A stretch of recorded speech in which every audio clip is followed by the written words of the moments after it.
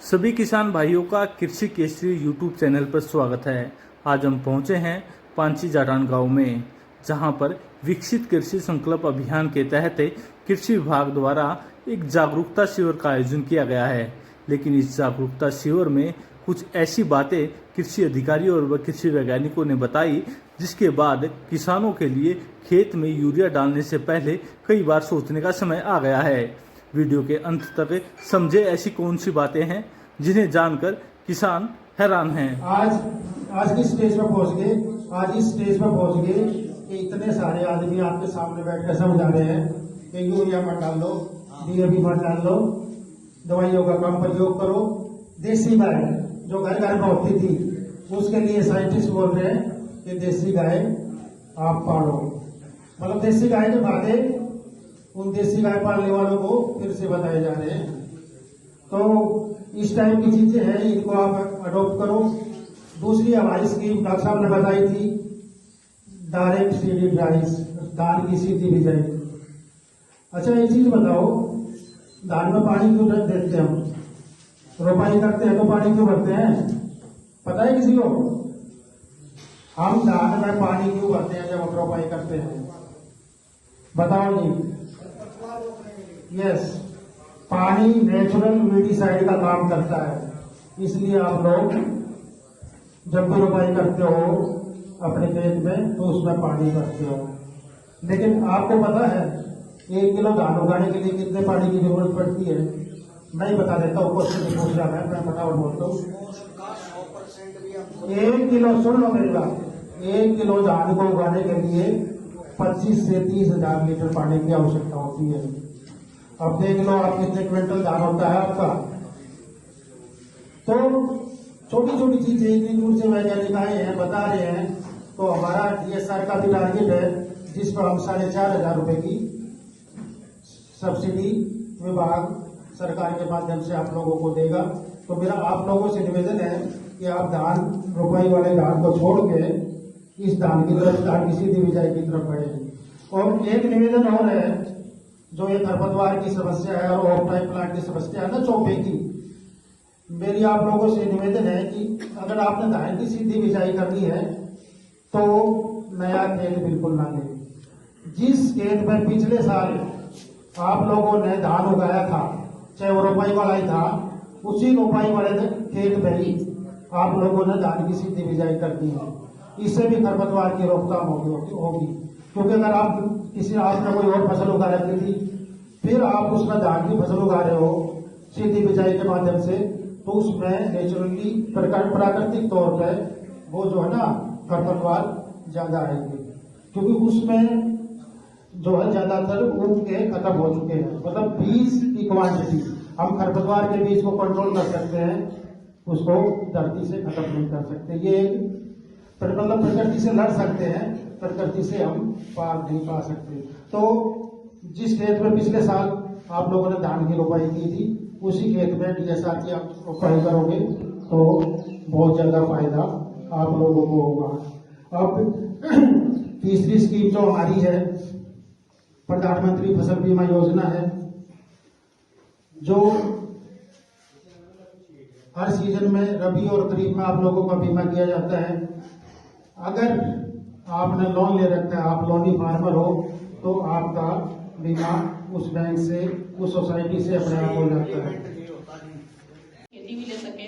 साथ ही साथ आप देख रहे हैं, क्योंकि हम लोग बहुत सारे तरह के रासायनिक दवाओं और कीटनाशक उर्वरक इस्तेमाल कर रहे हैं, उसकी वजह से हमारा जो है कई तरह के रोग आ रहे हैं, लोगों में भी, जो हमारे समाज के लोग हैं उनमें भी, और हमारी फसल भी उस तरह की नहीं हो पा रही जिस तरह का हम चाहते हैं। तो इन सब का हम जो है एक समाधान जो है, जो हम लोग बोलते हैं, मतलब सरकार भी बोल रही है, प्राकृतिक खेती ये हो सकती है। क्या है प्राकृतिक खेती? प्राकृतिक खेती जैसे आपको नाम से ही समझ में आ रहा है, इसमें कुछ जो है हम लोग प्रकृति के साथ ही कर रहे हैं। प्रकृति जो है ऐसी है कि वो सब कुछ अपना इंतजाम, आप कुछ भी ना करें तब भी जो है, जैसे पेड़ पौधे जंगल में होते ही हैं, सब कुछ हो रहा है, वहां आप कौन खेतों में जाकर के उर्वरक डाल रहा है, जंगलों में जाकर के या कीटनाशक पे छिड़क रहे हैं, लेकिन वहां पर अच्छी खासी मतलब बायोमास है, वहां पर पेड़ पौधे सब हैं। तो हम लोगों को प्रकृति की इसी जो संरचना है, जो हम लोगों को सुविधा दे रही है, उसी चीज का फायदा उठाना है। करना क्या है, हमारे तरफ से क्या करना, हम लोगों को सिर्फ प्रबंधन करना है। सब कुछ प्रकृति करेगी, हम लोगों को सिर्फ प्रबंधन करना है। प्रबंधन क्या, प्रकृति क्या है कि आज जो समस्या आ रही है, जैसे मैडम ने बताया कि आप जो है बायो फर्टिलाइजर, जो जैविक खाद है उसको डालिए। उसका मूल क्या है, उसमें कई तरह के जीवाणु होते हैं। तो जीवाणु का क्या काम होता है, तो वो जो उर्वरक होते हैं नाइट्रोजन, फास्फोरस, पोटाश के माध्यम से वो जो है उसको अवेलेबल कराते हैं। कई बार जब आप ज्यादा खेतों में खाद डाल रहे हैं तो वो जो है जाकर करके कुछ तो इस्तेमाल हो जाता है पौधों के द्वारा, लेकिन बाकी जो है जो जीवाणु होते हैं वो उसको फिर से दोबारा जब आप दूसरे साल अगर नहीं भी डालते हैं ना खेत, अगर वो सिर्फ बायो फर्टिलाइजर वाला खाद डालते हैं तो आपको नहीं भी डालिएगा तब भी जो फास्फोरस या नाइट्रोजन जो उसमें जम चुका था उसको पौधों को दे देता है। तो प्राकृतिक खेती में हम लोग इसी चीज का फायदा उठाना चाहते हैं, लेकिन इसका मुख्य आधार है हमारी देसी गाय। तो देसी गाय का जो मूत्र होता है और गोबर होता है उसमें इस तरह के हजारों करोड़ों बहुत ही बेनिफिशियल सूक्ष्म जीवाणु होते हैं जो हमारी फसल को बहुत ही अच्छा बना सकता है। तो इसके जो है एक फसल को लेने के लिए क्या क्या घटक होते हैं कि सबसे पहले हम लोग जो आज के बात करें तो हम लोग करते क्या है, सबसे पहले हम लोग बीजोपचार करते हैं। जब बीजोपचार करके हम लोग जब खेतों में लगाते हैं, फसल आती है हमारी, फिर उसके पोषण का ध्यान देते हैं हम लोग कि हाँ अब ये फसल जो है अभी बढ़ाव के स्टेज में है, उसको नाइट्रोजन देना है, अब इसमें बालियां आने लगी तो जो भी है अलग अलग उर्वरक दिया जाता है, अलग दिया जाता है, लोह पदार्थ दिया जाता है, जिंक डाला जाता है। तो इसी चीज का ये चीज करते हैं। तो प्राकृतिक खेती में भी ऐसे ही हम लोग स्तर पर स्तर हम लोग आगे बढ़ते हैं। तो जब बड़े होने लगते हैं तो उसमें कई तरह के कीट आते हैं, रोग आते हैं, उनसे सुरक्षा है। तो प्राकृतिक खेती एक तरह का वो तरीका है जिसमें किसानों की लागत बहुत कम होगी, उसको बाहर से कुछ भी नहीं लाना है, जो उसके पास है सब कुछ उसी को ही वो इस्तेमाल करके प्राकृतिक खेती कर सकता है। अब वो कैसे कर सकता है, जैसे आपके पास देसी गाय है तो जैसे हम लोग मैंने जो सबसे पहले बताया कि बीजोपचार करना है, तो बीजोपचार के लिए हम लोग एक फॉर्मुलेशन बनाते हैं जिसका नाम जो है प्राकृतिक खेती में बीजामृत दिया गया है। तो बीजामृत में क्या करते हैं हम लोग 5 किलो देसी गाय का गोबर, 5 लीटर देसी गाय का मूत्र, उसके साथ जो है चूना 50 ग्राम और 20 लीटर पानी, उसको मिला करके घोल बनाना।